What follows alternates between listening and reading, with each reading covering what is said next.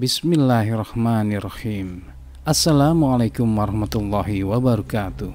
Ikhwanus salam, jumpa kembali di channel Sketsa Islam. Kali ini kami ceritakan sebuah kisah yang sangat menyentuh tentang seorang laki-laki soleh yang sangat tawadu. Seorang lelaki yang dipandang hina oleh masyarakat sekitar, tapi sebenarnya ia adalah lelaki yang menggapai rahmat Allah dengan cara yang tidak biasa.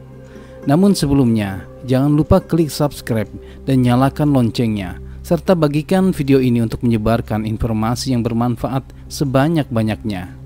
Terima kasih karena sudah bergabung bersama kami. Mari kita simak sketsa berikut ini. Kisah ini terjadi pada masa pemerintahan Sultan Murad IV dari dinasti Turki Utsmani yang berkisar antara tahun 1623 sampai 1640 Masehi. Sultan Murad merupakan seorang khalifah yang sangat tegas. Kisah ini diketahui dari buku catatan pribadi Sultan Murad IV. Dalam tulisannya, ia menceritakan tentang seorang rakyat biasa yang menurutnya memiliki akhlak yang sungguh mulia. Ia tidak pernah berbicara atau bahkan bertemu dengannya satu kali pun. Namun takdir Allah menghantarkannya untuk menuliskan kisah tentang orang ini. Pada suatu malam, Sultan Murad sedang duduk di ruangannya, berusaha berkonsentrasi membaca laporan-laporan yang menumpuk di atas meja. Malam belum terlalu larut, namun perasaannya saat itu sungguh gelisah. Berkali-kali ia mencoba fokus dengan tulisan-tulisan di hadapannya, namun tidak ada satupun kata yang masuk di kepalanya. Akhirnya ia menyerah dan meletakkan tumpukan kertas itu. Kemudian Sultan Murad memanggil salah satu ajudannya yang sangat dipercaya. Ia ingin sekedar berdiskusi dengannya. Sultan Murad berkata, "Malam ini aku sungguh tidak berada dalam kondisiku yang terbaik. Pikiranku mengembara entah kemana, sedang hatiku merasa harus melakukan sesuatu. Namun, aku tidak mengerti apa yang harus aku lakukan. Bagaimana menurut pendapatmu?" Ajudannya kemudian berkata, "Wahai yang mulia, bagaimana kalau kita berjalan-jalan keluar seperti yang biasa kita lakukan untuk sekedar menyegarkan pikiran yang mulia?" Sultan Murad kemudian menimbang-nimbang sejenak. Kemudian ia berseru, "Baiklah, mungkin aku memang butuh udara segar. Kau tunggulah sebentar, aku akan berganti pakaian dulu." Tak lama kemudian keduanya berjalan keluar dari istana kesultanan dengan didampingi oleh beberapa pengawal pribadi. Dengan berpakaian layaknya rakyat biasa, Sultan Murad keluar dari istananya dengan perasaan ringan. Malam hari di kota Istanbul sungguh sangat indah. Lampu-lampu minyak menghiasi sudut-sudut bangunan yang tertata rapi. Jalannya bersih dan dilalui orang yang lalu lalang dengan santai. Beberapa kedai dan toko terlihat masih berjualan. Nampaknya malam itu memang waktu yang tepat untuk keluar dan menikmati udara malam yang sejuk. Ketika sudah agak jauh dari pusat kota, jalanan mulai agak sepi, namun masih terlihat beberapa orang yang lewat. Juga terlihat ada beberapa orang yang sedang makan dan minum di sebuah kedai yang tidak jauh dari situ. Sultan Murad berbelok di salah satu sudut jalan. Kemudian dia tiba-tiba berhenti. Dia terkejut karena melihat ada seseorang tengah berbaring di pinggir jalan. Sedangkan di sisinya terdapat beberapa kendi yang tergeletak dan tak beraturan. Sang Sultan kemudian menghampiri orang itu, mencoba memanggilnya dan menyentuh tubuhnya. "Wahai tuan, Anda sedang apa? Mengapa Anda berbaring di sini?" tanya Sultan Murad. Namun orang itu hanya diam saja, sehingga membuat Sultan Murad penasaran. Maka beliau mencoba membangunkan orang tersebut dengan lebih keras lagi. Tapi tetap tidak ada jawaban. Sultan Murad merasa bingung, kemudian menoleh kepada ajudan dan pengawalnya seraya menyuruh mereka untuk memeriksa orang tersebut. Salah satu pengawal membalikkan badan orang itu, kemudian memegang pergelangan tangannya. Ia terperanjat karena orang itu sepertinya tidur, namun ternyata orang itu telah meninggal. Pengawal itu menyampaikan kepada Sultan Murad bahwa orang tersebut sudah meninggal. Sultan Murad heran, bagaimana bisa ada orang meninggal di jalanan yang masih ramai seperti ini. Namun tidak ada satupun orang yang peduli pada keadaan orang itu. Akhirnya Sultan Murad menghentikan salah seorang pejalan kaki yang lewat di situ, kemudian bertanya padanya, "Wahai tuan, apakah Anda tahu orang ini? Ia telah meninggal, tapi mengapa tidak ada orang yang menolongnya?" Orang tadi pun menjawab, "Untuk apa menolong orang zindik dan fasik seperti dia? Apa Anda belum tahu apa yang dilakukannya?" Sultan kembali bertanya, "Aku tidak tahu. Memang apa yang telah dilakukan orang ini?" Orang tadi menjelaskan, "Wahai Tuan, sesungguhnya ia adalah seorang pemabuk. Anda lihat sendiri kendi-kendi itu kan? Itu adalah khamr yang selalu ia beli setiap hari. Ia juga seorang pezina. Kami sering melihatnya mendatangi rumah-rumah para pelacur. Kalau dia mati, maka celakalah dia." Sultan Murad kaget mendengar perkataan orang tadi. Akan tetapi ia merasa tetap berkewajiban untuk menolong rakyatnya. Maka ia berkata, "Wahai Tuan, apakah Anda tahu di mana rumah orang ini? Bisakah Anda menolong saya mengantarkan orang ini ke rumahnya?"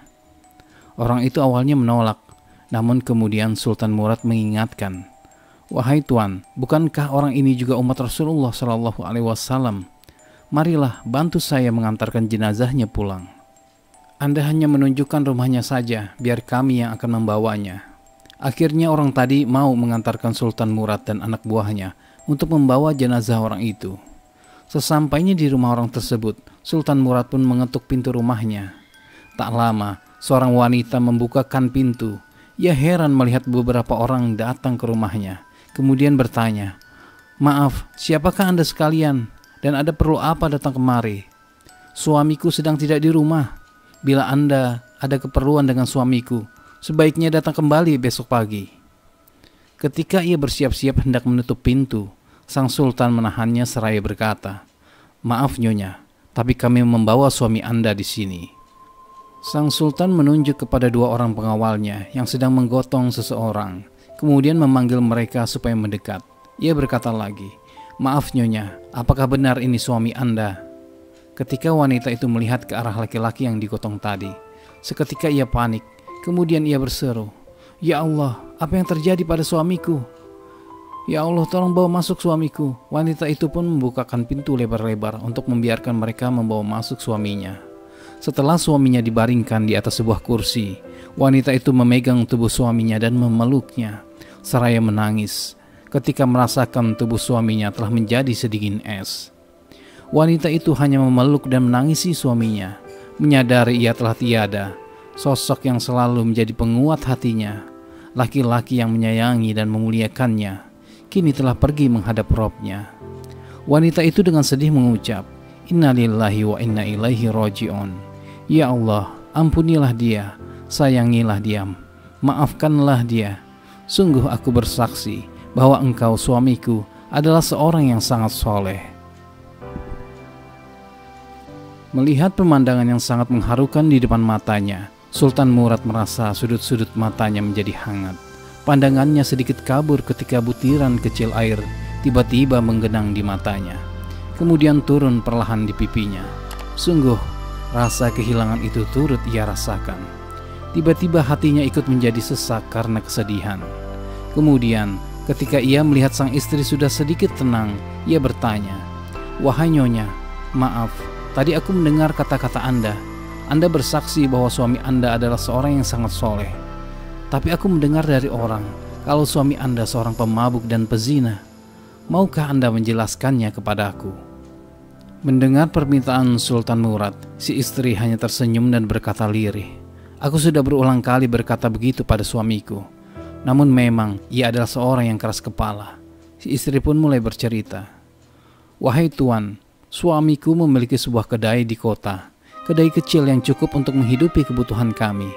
Setiap hari, ia berangkat pagi dan selalu pulang sore hari, membawa hasil yang lebih dari cukup untuk kami gunakan.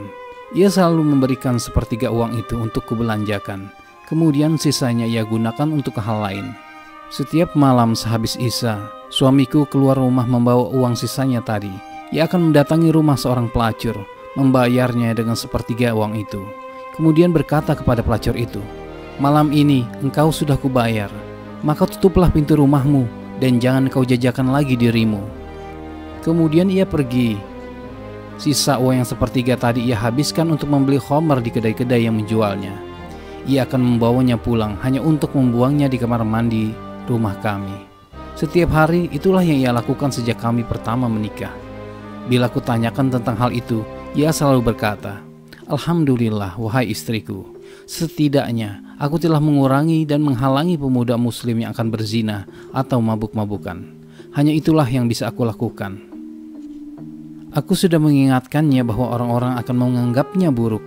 Aku selalu mengatakan kepadanya, "Wahai suamiku, jika engkau mati nanti, mereka tidak akan mau mengurus jenazahmu, menyolatkan bahkan menguburkanmu." Namun ia hanya tersenyum dan ia selalu bilang, "Wahai istriku, tenang saja. Nanti yang akan mengurus jenazahku, menyolatiku, bahkan menguburku adalah khalifah kaum muslimin, seluruh ulama dan wali negeri ini. Dan sekarang ia telah wafat, sedang aku tidak tahu bagaimana caranya aku bisa bertemu dengan khalifah di negeri ini. Duhai suamiku, betapa malang dirimu." Istrinya merasa semakin sedih. Mendengar penuturan dari si istri, tiba-tiba Sultan Murad jatuh berlutut, seakan-akan kakinya tak sanggup menopang tubuhnya. Ia menyadari kekuasaan Allah atas kejadian ini. Takdir Allah lah yang mengantarkannya kepada seorang hamba yang soleh, yang senantiasa beramal dengan ikhlas dan hanya mengharap ridha Allah semata. Tubuh Sultan Murad bergetar, seraya menangis ia berseru, "Subhanallah, maha suci engkau ya Allah." Kemudian Sultan berkata kepada si istri, "Wahai nyonya, ketahuilah sesungguhnya aku adalah Sultan Murad. Aku adalah khalifah negeri ini. Aku akan memenuhi keinginan suamimu. Aku yang akan mengurus jenazah suamimu." Maka keesokan harinya Sultan Murad mengumumkan kepada seluruh negeri bahwa mereka telah kehilangan seorang wali Allah yang sangat tawadu, seorang hamba Allah yang sangat Allah cintai. Beliau memerintahkan seluruh ulama di negeri itu untuk datang dan turut mensolatkan, mendoakan, serta turut dalam penguburan orang tersebut. Sultan Murad merasa sangat bersyukur dan terhormat karena bisa mengurus penguburan hamba yang soleh ini. Sedangkan istrinya tak henti-hentinya mensyukuri rahmat Allah atas suaminya itu. Sungguh Allah maha berkehendak dan berkuasa atas segala sesuatu. Ikhwanus salam, demikianlah kisah hamba Allah yang tawadu. Semoga kita mendapat hikmah dari kisah ini dan Allah Subhanahu wa ta'ala menjadikan kita bagian dari hamba-hambanya yang soleh. Amin. Akhir kata, wassalamualaikum warahmatullahi wabarakatuh.